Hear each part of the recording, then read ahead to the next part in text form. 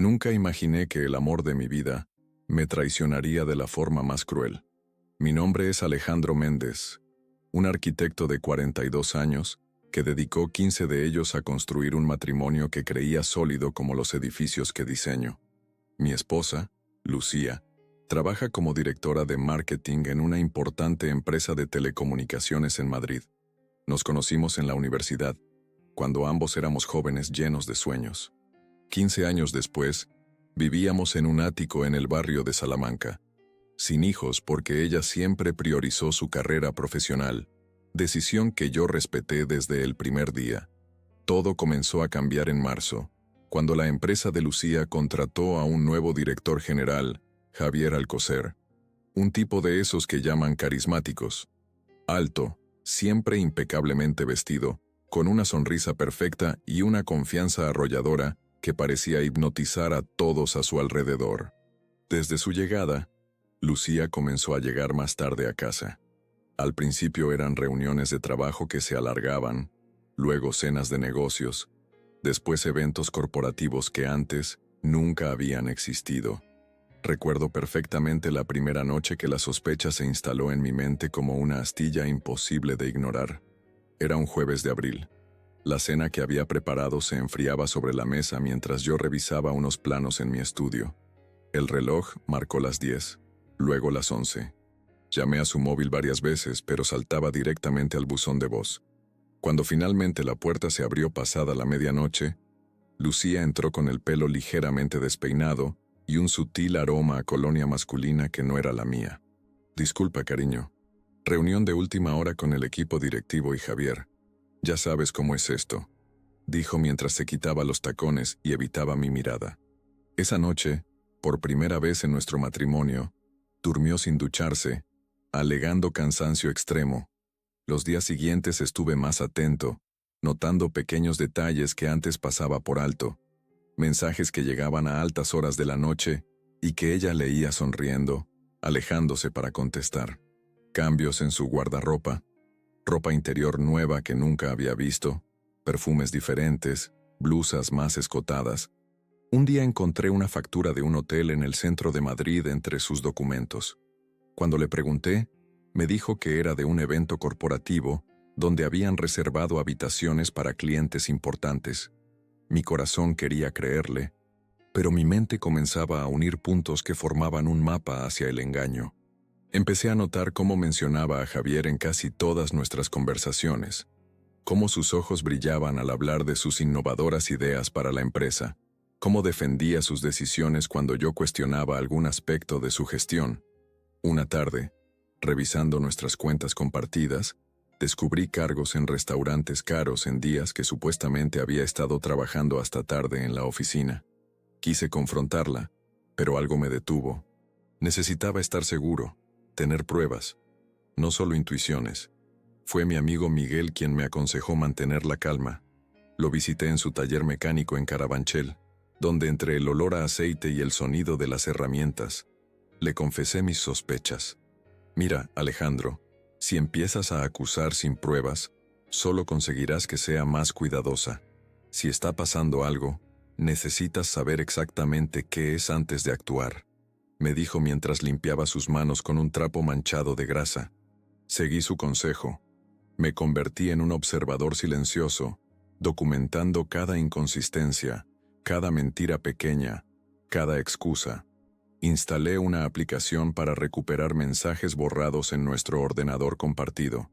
No me enorgullezco, pero el miedo a lo que podría descubrir era menor que la tortura de la incertidumbre. Mayo fue el mes más largo de mi vida.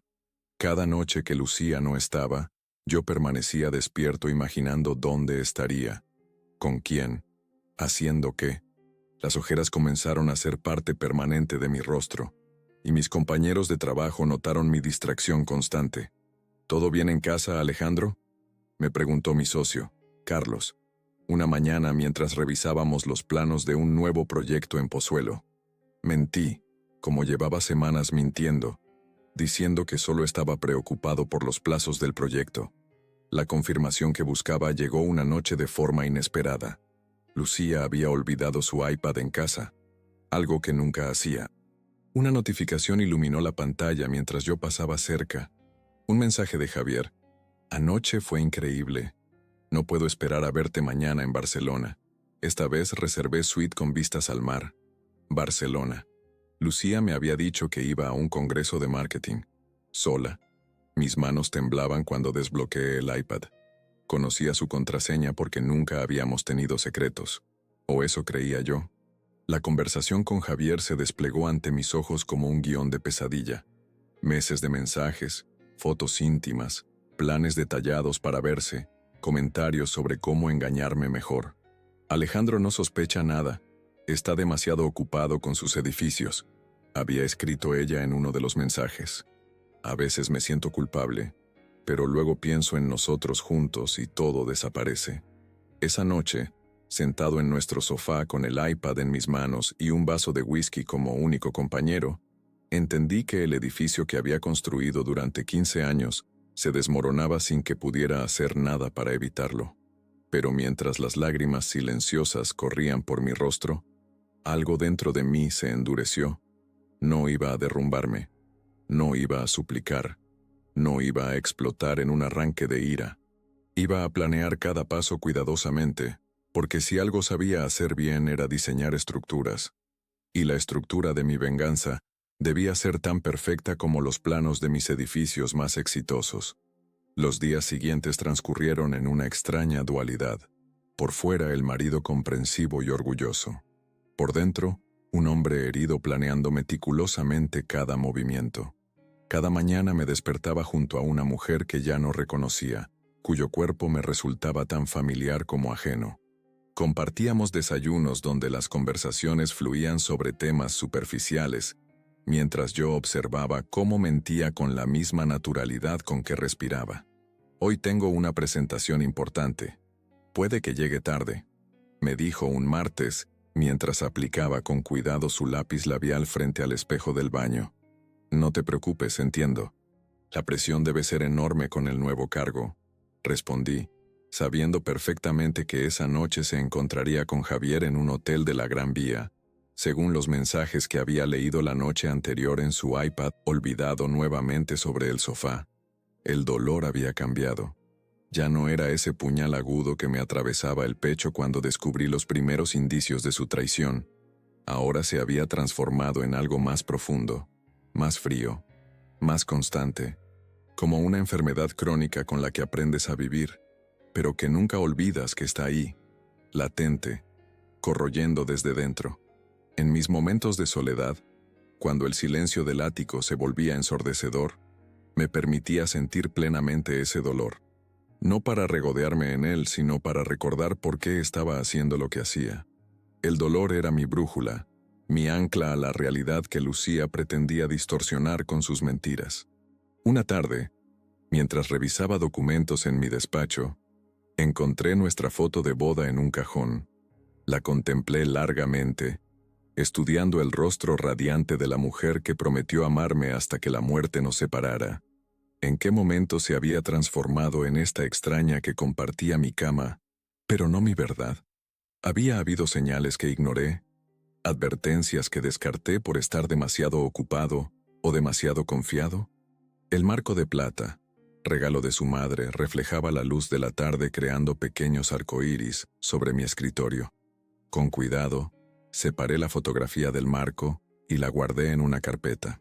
Luego tomé el marco vacío y lo coloqué nuevamente en el cajón, un símbolo perfecto de lo que se había convertido nuestro matrimonio, una estructura hermosa pero hueca, mantenida por costumbre y apariencias. Durante las reuniones con mi abogado, Ramón Vidal, descubrí aspectos de nuestras finanzas que desconocía. Lucía había estado moviendo dinero a una cuenta personal, pequeñas cantidades que, sumadas a lo largo de meses, formaban una suma considerable. Es bastante común en estos casos, explicó Ramón ajustándose las gafas mientras revisaba los extractos bancarios. Están preparando su salida mucho antes de dar el paso definitivo. También me aconsejó sobre la mejor forma de proteger mi parte del negocio de arquitectura que había fundado con Carlos antes de conocer a Lucía. Por fortuna, teníamos un acuerdo prematrimonial que, aunque básico, Establecía claramente la separación de nuestros bienes profesionales. No busques venganza económica, Alejandro, me aconsejó. Eso solo alargará el proceso y aumentará tu sufrimiento. Busca justicia y, sobre todo, paz para ti mismo. Sus palabras resonaron en mí más de lo que esperaba. Paz me parecía un concepto tan lejano como la felicidad que alguna vez creí tener. Pero quizás tenía razón. Quizás mi plan no debería centrarse solo en devolver el golpe, sino en recuperarme a mí mismo en el proceso. Las noches eran lo más difícil. Compartir la cama con ella. Percibir su perfume mezclado con rastros de la colonia de él que ya sabía identificar. Escuchar su respiración tranquila mientras dormía sin aparente remordimiento. A veces, en la oscuridad, me descubría observando el contorno de su rostro iluminado, tenuemente por la luz de la calle que se filtraba entre las cortinas. En esos momentos, el dolor se transformaba en una nostalgia punzante por la mujer que creí conocer, por la vida que pensé que estábamos construyendo juntos. Una noche especialmente difícil, cuando el insomnio me venció, salí silenciosamente de la habitación y subí a la azotea de nuestro edificio. Madrid se extendía ante mí, un manto de luces parpadeantes bajo un cielo estrellado. Me senté en uno de los bancos de madera y dejé que el aire fresco de la primavera madrileña limpiara mis pensamientos. Fue allí, contemplando la ciudad que tanto amaba, donde permití que las lágrimas fluyeran libremente por primera vez desde que descubrí la traición. No eran lágrimas de autocompasión, sino de duelo. Estaba llorando la muerte de algo que había sido fundamental en mi vida. La confianza, la complicidad, el proyecto compartido. Lloré hasta que no quedaron más lágrimas, hasta que el dolor se transformó en una extraña claridad. Al día siguiente, visité a mi madre en Leganés, algo que no hacía con tanta frecuencia como debería. A sus 70 años, conservaba una intuición aguda que siempre me sorprendía. Apenas crucé el umbral de su pequeño piso, me miró directamente a los ojos y dijo: «¿Qué te pasa, hijo? Tienes la mirada de tu padre cuando descubrió lo de su hermano y el negocio familiar». No planeaba contarle sobre Lucía, no quería cargarla con mis problemas ni influir en la buena relación que siempre habían mantenido. Pero bajo esa mirada que había visto a través de mí desde que nací, las defensas se derrumbaron. Le conté todo, desde las primeras sospechas hasta los planes que estaba trazando. Mi madre me escuchó en silencio, sirviendo té en tazas de porcelana que reservaba para las visitas importantes.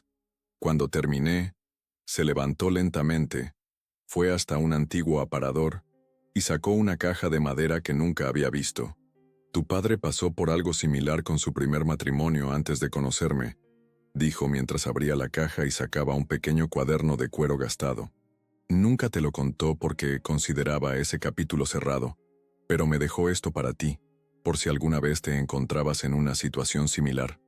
El cuaderno contenía reflexiones de mi padre escritas durante los meses que siguieron a su divorcio. Páginas y páginas de pensamientos sobre la traición, el perdón, la reconstrucción personal. No hablaba de venganza, sino de dignidad. No de odio, sino de liberación. El verdadero triunfo no está en hacer sufrir a quien te hirió, sino en no permitir que el daño te defina, había escrito en una de las páginas. La mejor venganza es vivir bien, construir algo mejor de las ruinas. Esa noche, de vuelta en el ático, mientras Lucía trabajaba hasta tarde, o eso decía, releí varias veces el cuaderno de mi padre. Sus palabras no cambiaron mi determinación de ejecutar mi plan, pero sí alteraron sutilmente su propósito. Ya no buscaría destruir a Lucía y a Javier, buscaría justicia y sobre todo mi propia liberación. Al día siguiente comencé la siguiente fase de mi plan. Contraté a un investigador privado recomendado por Ramón para que documentara los encuentros de Lucía y Javier, no para usarlos en un divorcio escandaloso, sino como seguro en caso de que mi estrategia principal encontrara obstáculos. También comencé a preparar mi salida gradual de los espacios compartidos con Lucía. Abrí una cuenta bancaria individual, digitalicé documentos importantes y empecé a buscar discretamente un nuevo lugar para vivir.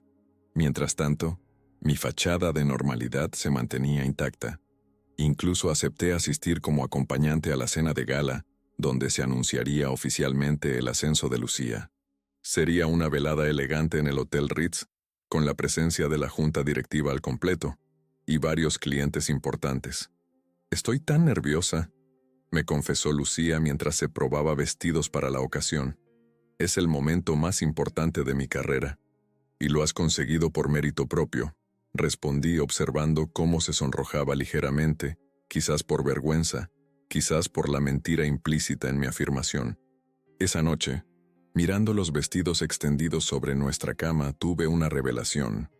La cena de gala no sería solo el momento cumbre de la carrera de Lucía. También sería el escenario perfecto para la primera fase visible de mi plan. El dolor silencioso que había llevado dentro durante semanas finalmente encontraría su voz, pero no en gritos ni acusaciones, sino en un movimiento estratégico que pondría en marcha una cadena de acontecimientos imposible de detener. Mientras Lucía finalmente se decidía por un elegante vestido rojo, yo mentalmente repasaba cada detalle de lo que haría esa noche. El dolor ya no me paralizaba, me impulsaba, ya no me cegaba, me daba claridad. Se había transformado de una herida sangrante a una cicatriz que me recordaba constantemente lo que estaba en juego. No solo mi orgullo herido, sino mi dignidad y mi futuro. 3 días antes de la gala, me reuní con Carlos en su casa de La Moraleja. Necesitaba a alguien de confianza para refinar mi estrategia, y mi socio, además de ser un brillante arquitecto, poseía una mente analítica capaz de encontrar fallos en cualquier estructura, fuera de hormigón o de intrigas humanas. «¿Estás seguro de esto, Alejandro?», me preguntó mientras servía 2 copas de Ribera del Duero en la terraza con vistas a su jardín. «Un paso en falso y podrías convertirte en el villano de la historia». Le expliqué mi plan con lujo de detalles.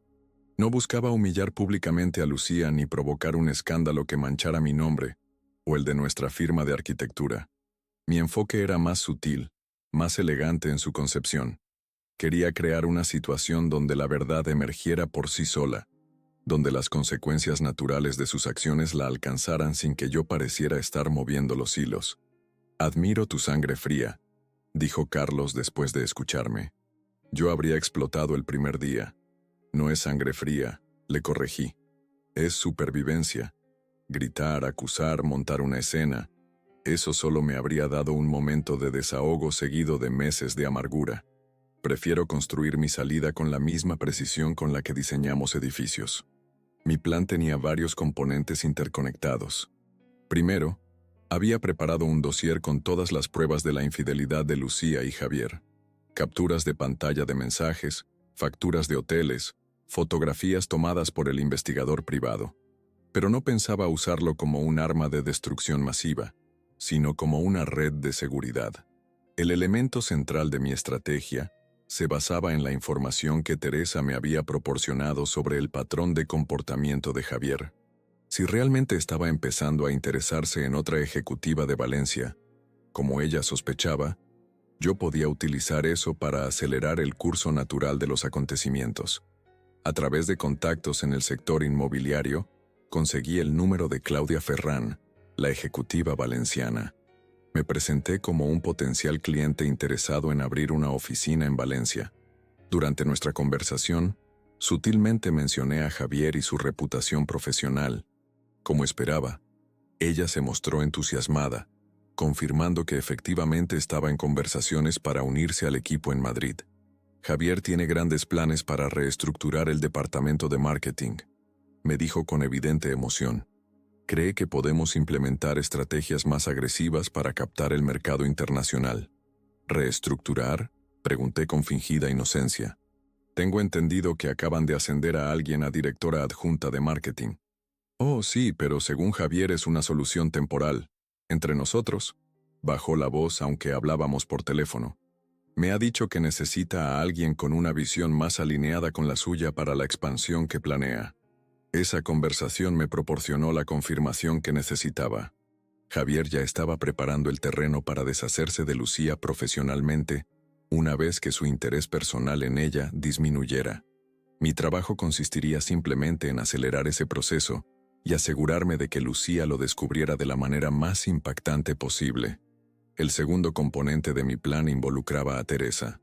Después de mucha reflexión, decidí que merecía una oportunidad de redimirse profesionalmente. La llamé y le propuse una alianza discreta. No quiero dañar a Lucía, le aclaré durante nuestro encuentro en un café de Chamberí. Solo quiero que la verdad salga a la luz y que las personas correctas sean reconocidas por su trabajo real.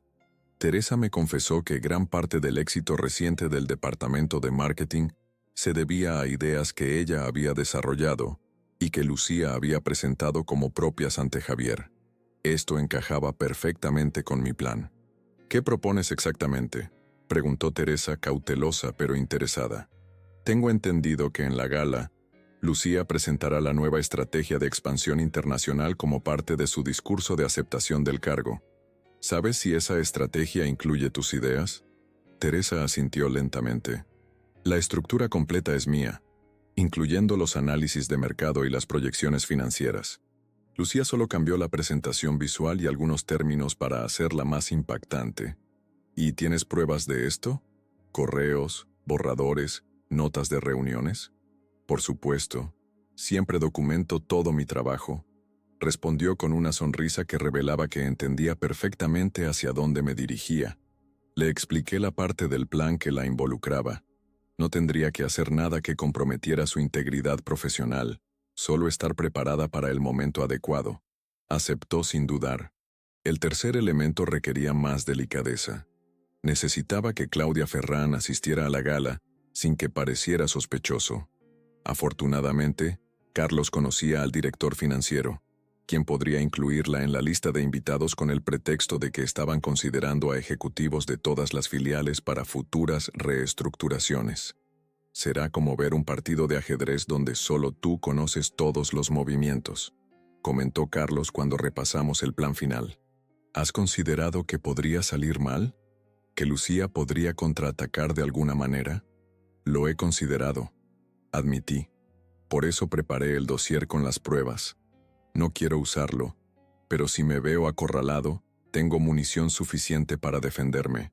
Los 2 días siguientes los dediqué a preparar minuciosamente cada detalle. Alquilé un traje de etiqueta de Emilio Tucci. Elegí gemelos de plata que habían pertenecido a mi padre, y hasta me permití un nuevo corte de pelo en una barbería tradicional en el barrio de las Letras. Quería verme impecable, no por vanidad, sino porque la presentación sería crucial para lo que estaba a punto de desencadenar. La noche antes de la gala, mientras Lucía dormía, revisé por última vez mi plan. Como todo buen arquitecto, sabía que incluso el edificio mejor diseñado puede enfrentar circunstancias imprevistas durante su construcción. Había preparado contingencias para cada posible escenario, rutas alternativas para llegar al mismo destino, la verdad expuesta y mi dignidad intacta. Esa noche apenas dormí, no por nerviosismo, sino por un extraño estado de calma vigilante. Me sentía como un director de orquesta a punto de iniciar una sinfonía compleja que había ensayado exhaustivamente. Cada nota, cada tempo, cada crescendo estaban meticulosamente planeados. La mañana de la gala, desayuné con Lucía como cualquier otro día. Ella estaba visiblemente nerviosa, repasando mentalmente su discurso mientras mordisqueaba distraídamente una tostada. Todo saldrá perfecto, le aseguré, y lo decía sinceramente, aunque mi definición de perfecto difería radicalmente de la suya. Gracias por estar a mi lado en esto, Alejandro, me dijo con una sonrisa que casi parecía genuina. Significa mucho para mí tener tu apoyo. La miré a los ojos, esos ojos que tantas veces me habían mirado con amor real, y me pregunté si quedaba algo de la mujer con la que me había casado. Por un breve instante, sentí una punzada de duda. ¿Estaba yendo demasiado lejos? ¿Merecía lo que estaba a punto de suceder?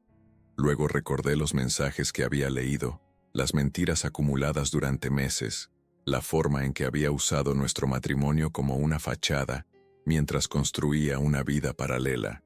La duda se disipó como niebla bajo el sol de la mañana madrileña. «Es tu gran noche», respondí finalmente. «Y será inolvidable, te lo prometo». El resto del día transcurrió con la tensión creciente de lo inevitable. Lucía se fue temprano para un último ensayo de su presentación y para supervisar algunos detalles del evento. Yo me quedé solo en el ático, repasando mentalmente cada fase del plan. A las 7 de la tarde, me vestí con deliberada lentitud, saboreando estos últimos momentos de la vida que había conocido. El traje me sentaba perfectamente, dándome un aire de confianza que necesitaría para lo que estaba por venir. Antes de salir, envié 3 mensajes, uno a Teresa, otro a Carlos y un tercero al investigador privado que había contratado. 3 engranajes fundamentales en la maquinaria de mi plan. Las respuestas llegaron casi inmediatamente. Todo estaba en su lugar. Mientras el taxi me llevaba hacia el Hotel Ritz, observé las calles de Madrid iluminadas por las luces del anochecer. Esta ciudad había sido testigo de tantos capítulos de mi vida. Mis años de estudiante en la escuela de arquitectura, el nacimiento de mi estudio con Carlos, mi boda con Lucía, y ahora, esta noche que marcaría el fin de una etapa y el inicio de otra. El taxi se detuvo frente a la majestuosa fachada del hotel. Pagué, respiré hondo y avancé hacia la entrada con paso firme. El plan estaba en marcha y ya no había vuelta atrás. El salón principal del Ritz resplandecía bajo las arañas de cristal, un escenario perfecto para el drama que estaba a punto de desarrollarse.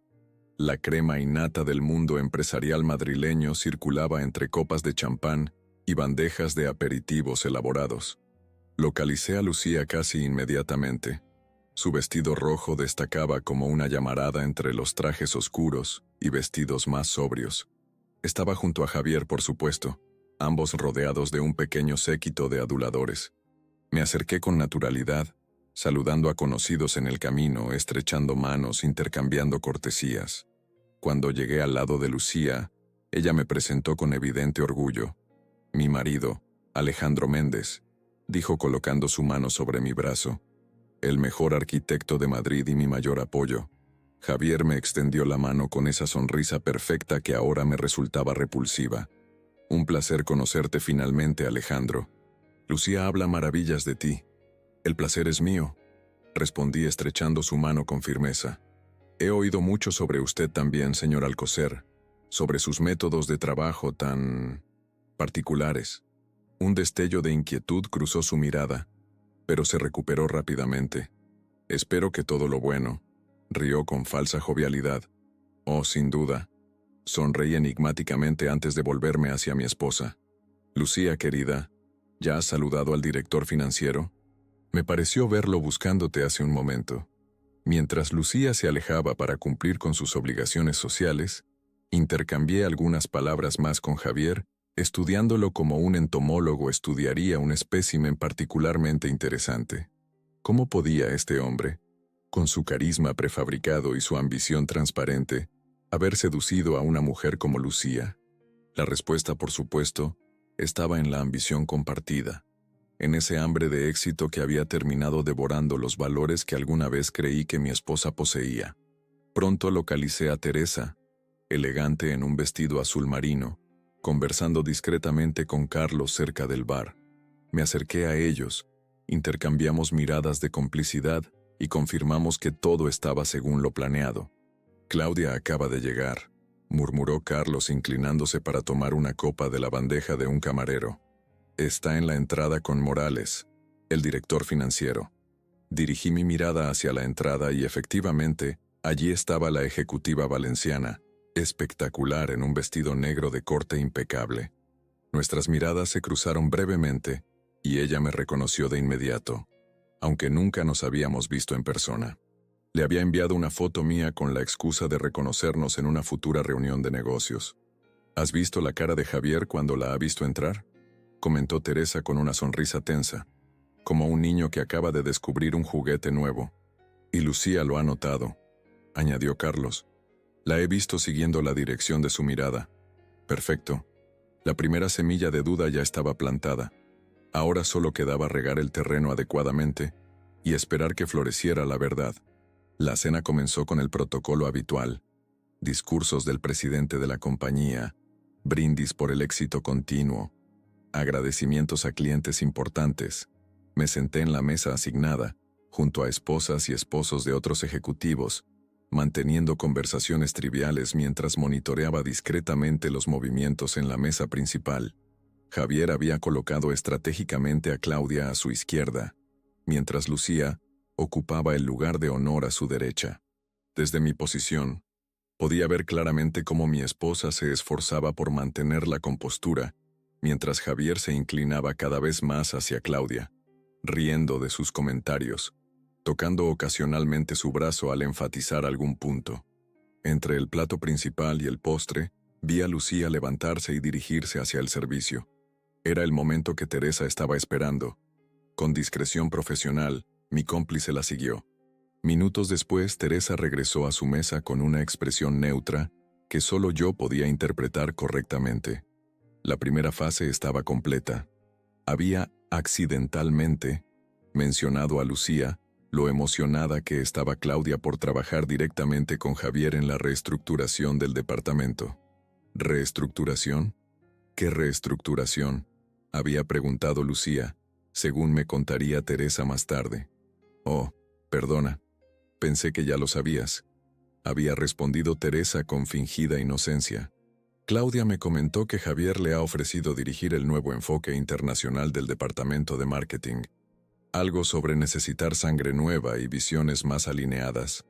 Cuando Lucía regresó a la mesa principal, su lenguaje corporal había cambiado sutilmente.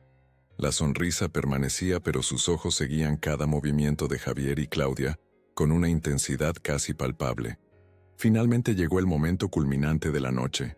El discurso de Lucía y la presentación oficial de su ascenso y su nueva estrategia de expansión internacional. Se dirigió al pequeño escenario con paso firme, pero pude notar la rigidez en sus hombros, la tensión apenas contenida en su mandíbula. «Buenas noches a todos», comenzó con voz clara que solo yo podía detectar ligeramente temblorosa. «Es un honor estar aquí esta noche, compartiendo con ustedes no solo un logro personal, sino una visión para el futuro de nuestra empresa». Su discurso era elocuente, perfectamente estructurado. La estrategia que presentaba era realmente brillante, aunque yo sabía que el mérito real pertenecía mayormente a Teresa. A medida que avanzaba, proyectando gráficos y datos en la pantalla tras ella, observé a Javier. Su atención oscilaba entre Lucía y Claudia, evaluando, calculando. Un depredador considerando su próxima jugada. Era el momento para la segunda fase. Con disimulo, extraje mi teléfono y envié un mensaje previamente redactado al investigador privado que esperaba mi señal. Segundos después, los teléfonos de varios ejecutivos, incluido Javier, vibraron simultáneamente. Lo que habían recibido era un correo electrónico anónimo con un enlace a un documento en la nube corporativa. Un documento que mostraba, con meticuloso detalle, cómo la brillante estrategia que Lucía estaba presentando había sido desarrollada casi en su totalidad por Teresa, con fechas, versiones originales y modificaciones. No había acusaciones directas, solo hechos fríos y verificables. Vi cómo Javier fruncía el ceño al revisar su teléfono, cómo su mirada iba de la pantalla a Lucía, y luego, significativamente, a Teresa. Otros directivos intercambiaban miradas confusas, algunos inclinándose para comentar en susurros. Lucía, ajena a lo que estaba ocurriendo, continuaba su presentación con creciente entusiasmo, detallando proyecciones financieras y estrategias de penetración en mercados europeos. Y es por eso que esta nueva dirección nos posicionará como líderes indiscutibles en el sector, concluyó con una sonrisa radiante. Gracias por su confianza y su apoyo. Los aplausos fueron educados pero notablemente menos efusivos de lo que deberían haber sido para un momento tan importante. Lucía regresó a su asiento, visiblemente confundida por la reacción tibia. La tercera fase comenzó cuando el director financiero, según lo acordado con Carlos, pidió inesperadamente la palabra. Antes de continuar con la velada, dijo poniéndose de pie con copa en mano, quisiera hacer un brindis adicional. Por la innovación y la honestidad intelectual, valores fundamentales de nuestra empresa, y porque cada uno reciba el reconocimiento que merece por su trabajo.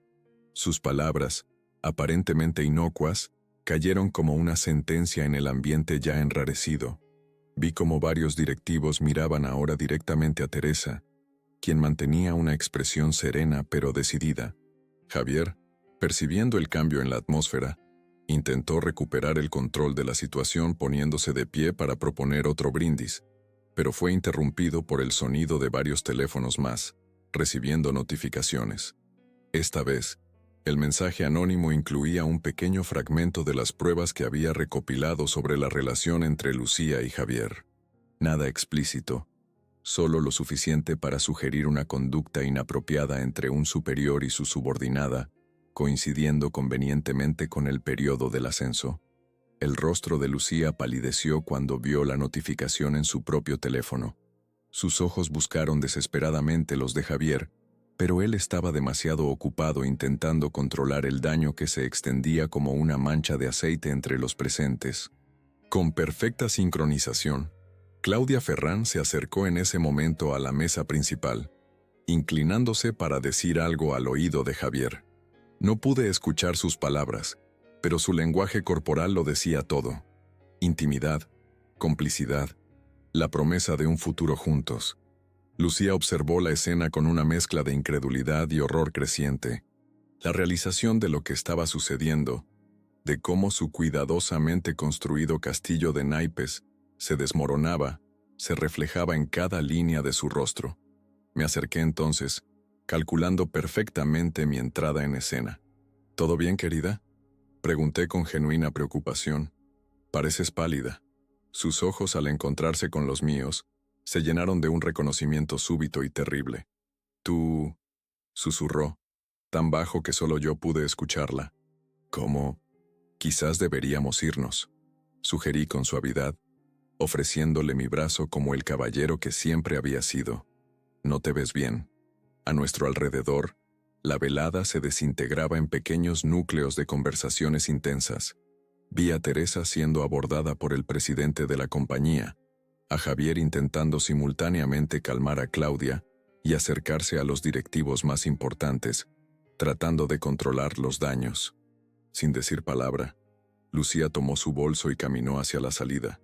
La seguía a una distancia prudente, consciente de cada mirada que nos seguía. En ese momento no era el marido humillado ni el vengador satisfecho. Era simplemente un hombre recuperando su dignidad paso a paso. En el vestíbulo del hotel, Lucía finalmente se volvió hacia mí, su rostro una máscara de emociones contradictorias. Rabia, vergüenza, miedo.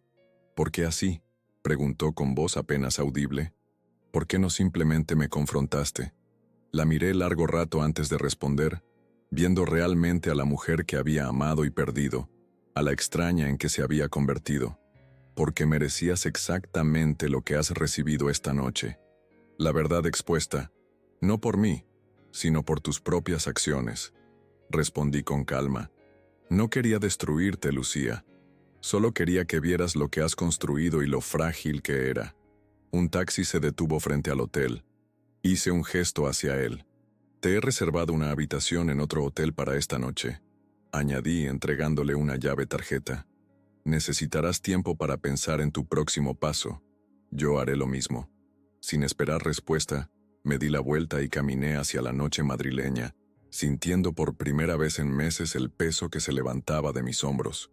La venganza no había sido un plato que se servía frío. Había sido una lección servida con la precisión de un bisturí, cortando solo lo que necesitaba ser extirpado para que la verdad pudiera emerger. Amaneció en Madrid con esa luz dorada que tanto amo, filtrándose por las persianas del ático que pronto dejaría de ser mi hogar. Había dormido profundamente por primera vez en meses, como si mi cuerpo finalmente se hubiera permitido bajar la guardia, ahora que la verdad estaba expuesta. Mi teléfono había vibrado incansablemente durante la noche. Llamadas de Lucía, mensajes que no leí, notificaciones de redes sociales que ignoré deliberadamente. Esta mañana, en el silencio de mi nueva realidad, decidí que merecía un desayuno en paz antes de enfrentar las consecuencias de lo ocurrido. Bajé al café comercial, un clásico madrileño donde el rumor de conversaciones y el tintineo de tazas creaban esa atmósfera reconfortante que tanto necesitaba. Mientras disfrutaba de un café con leche y un croissant recién horneado, revisé finalmente los mensajes. La mayoría eran de Lucía, oscilando entre la rabia. ¿Cómo pudiste humillarme así? La súplica. Necesitamos hablar, por favor. Y finalmente, la derrota. Entiendo lo que hiciste. Lo merecía. También había mensajes de Carlos confirmando que todo había salido según lo planeado, y sorprendentemente, uno de Teresa. Gracias por la oportunidad de recuperar mi trabajo y mi dignidad. El presidente me ha pedido presentar mi versión completa de la estrategia el lunes. El último mensaje, llegado apenas una hora antes, era de Ramón, mi abogado. El paquete está listo. Pásate cuando quieras firmarlo. Terminé mi desayuno sin prisa, saboreando cada bocado como quien redescubre el placer de los pequeños momentos. Luego caminé hasta el despacho de Ramón en la calle Velázquez, disfrutando del sol primaveral en mi rostro y del bullicio de una ciudad que seguía su curso, ajena a los dramas personales que se desarrollaban en su interior. Todo está en orden, me dijo Ramón extendiendo los documentos sobre su escritorio de caoba. Divorcio de mutuo acuerdo, separación de bienes según lo acordado en vuestras capitulaciones matrimoniales y reparto equitativo de los bienes adquiridos durante el matrimonio. Sin drama, sin acusaciones públicas de infidelidad, sin nada que pueda perjudicar a ninguna de las partes. ¿Crees que firmará? Pregunté mientras repasaba las cláusulas con atención. Después de lo que me has contado sobre anoche, creo que sí, respondió Ramón con la seguridad de quien ha visto demasiados matrimonios desmoronarse. Ha perdido demasiado como para arriesgarse a un proceso contencioso donde podrían salir a la luz más detalles comprometedores. Firmé mi parte y me despedí de Ramón, prometiendo mantenerle informado. Mi siguiente parada fue el estudio de arquitectura donde Carlos me esperaba para ponernos al día con los proyectos que habíamos dejado en segundo plano durante mi crisis personal. Menuda función montaste anoche, me dijo nada más entrar, con una mezcla de admiración y preocupación. Se está hablando de ello en todo el sector, discreta pero devastadoramente efectiva. Le conté los detalles que él no conocía, cómo cada pieza había encajado perfectamente en mi plan. Carlos escuchó atentamente, asintiendo ocasionalmente, hasta que terminé mi relato. ¿Y ahora qué, Alejandro? ¿Cuál es el siguiente paso en tu gran diseño? La pregunta me tomó por sorpresa. Había estado tan centrado en ejecutar mi plan que apenas había pensado en lo que vendría después. Ahora, reflexioné, mirando por el ventanal de nuestro estudio hacia el skyline madrileño. Ahora vuelvo a los planos, a los edificios, a crear espacios donde otros puedan construir sus vidas. Y en cuanto a mi vida personal, supongo que tendré que rediseñarla desde los cimientos. Pasé el resto del día inmerso en el trabajo, encontrando un consuelo casi terapéutico en las líneas precisas, en los cálculos exactos, en los problemas que tenían soluciones concretas y verificables. Al atardecer, cuando todos se habían marchado ya, recibí la llamada que esperaba. «Necesitamos hablar», dijo Lucía, su voz sorprendentemente serena. Cara a cara. Acordamos vernos en un lugar neutral, un pequeño restaurante en Chamberí donde nunca habíamos estado juntos. Cuando llegué, ella ya estaba allí, sentada en una mesa discreta al fondo del local. Había cambiado el rojo triunfal de la noche anterior por un sobrio vestido negro, y su rostro, desprovisto del maquillaje habitual, mostraba las marcas de una noche sin sueño. «Gracias por venir», dijo mientras me sentaba frente a ella. No había hostilidad en su voz, solo un cansancio infinito. «Te escucho», respondí, manteniéndome sereno pero alerta. Lucía tomó aire profundamente antes de comenzar. «Lo que hiciste anoche fue brillante y terrible a la vez, perfectamente ejecutado, digno del arquitecto meticuloso que siempre has sido». Hizo una pausa, como buscando las palabras exactas. «No voy a justificarme, Alejandro. Lo que hice no tiene justificación. Te traicioné de todas las formas posibles, como esposa, como compañera, como persona en quien confiabas. Y lo peor es que lo hice convenciéndome de que tú no te dabas cuenta, de que estabas demasiado absorto en tus proyectos para notar los cambios en mí. Los noté desde el primer día», respondí con calma.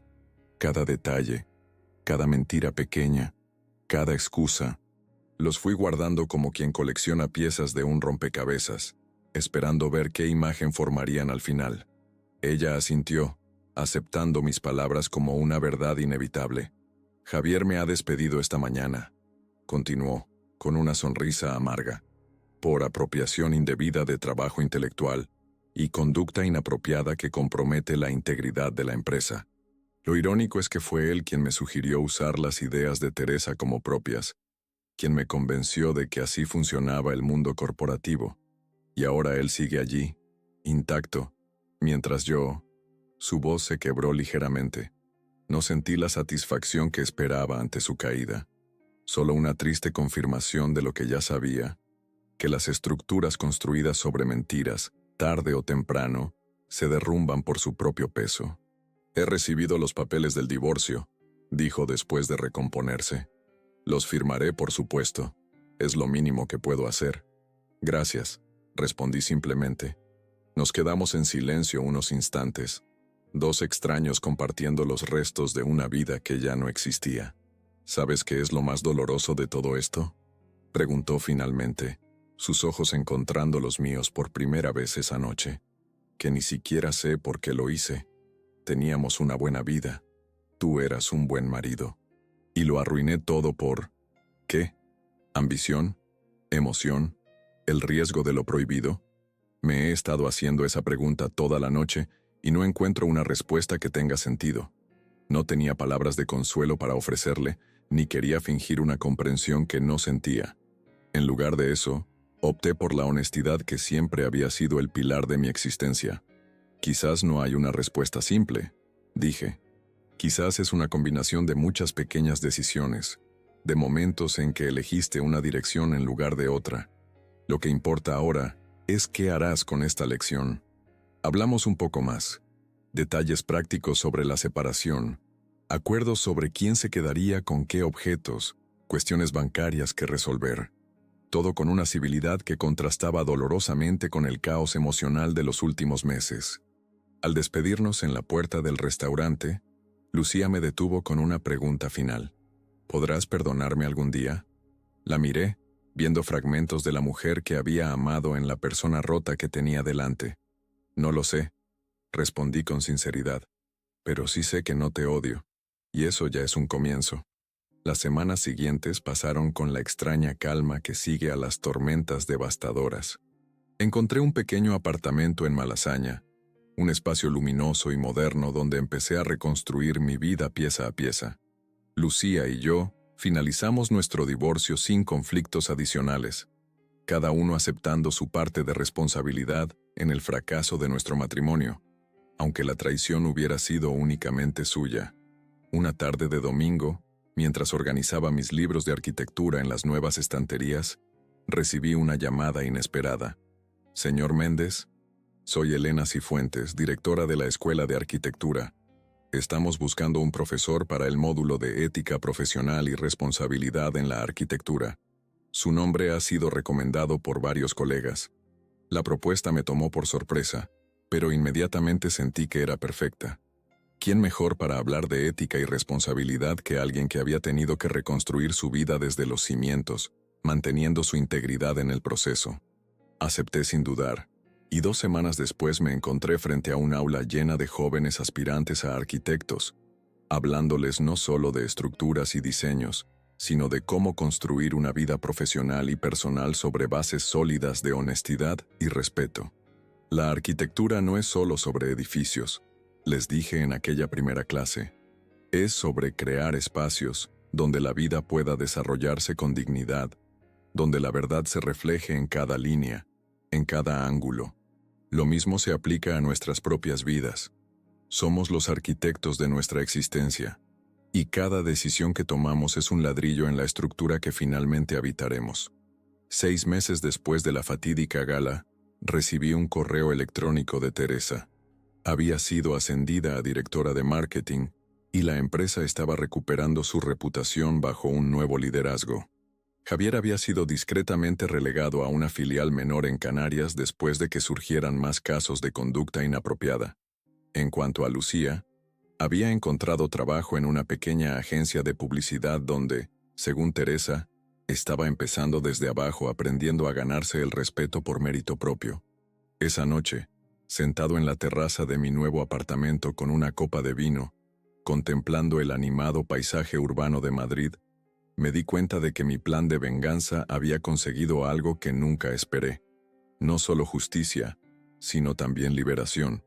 Para Lucía, liberación de una espiral de engaños que la estaba destruyendo. Para Teresa, liberación de la sombra donde su talento había sido confinado. Y para mí, la liberación más importante, la de comprender que la verdadera dignidad no viene de lo que otros nos hacen, sino de cómo respondemos a ello. Madrid se extendía ante mí, vibrante y llena de posibilidades, como un plano en blanco esperando un nuevo diseño. Y yo, por primera vez en mucho tiempo, me sentía listo para empezar a trazar las primeras líneas de esa nueva creación.